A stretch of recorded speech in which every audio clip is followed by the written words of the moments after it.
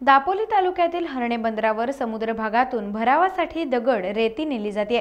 या दगड रेतीची समुद्राच्या पाण्यातून वाहतूक करणाऱ्या डंपरवरील चालकाचा ताबा सुटल्याने डंपर खडकावर आदळून अपघात झाला। चालक मद्यधुंद स्थितीत असल्याची माहिती स्थानिकांनी दिली। रस्त्यावर असा अपघात होतो तर मोठी हानी झाली असती। त्यामुळे हर्णे गावात अशा प्रकारच्या वाहतुकीबाबत नागरिकांतून चिंता व्यक्त केली जाते।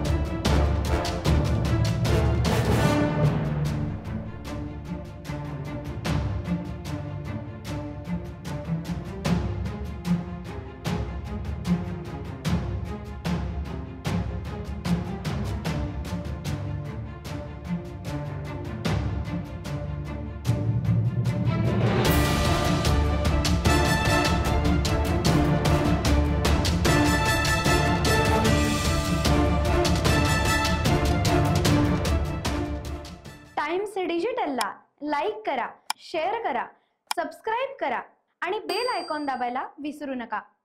Times digital.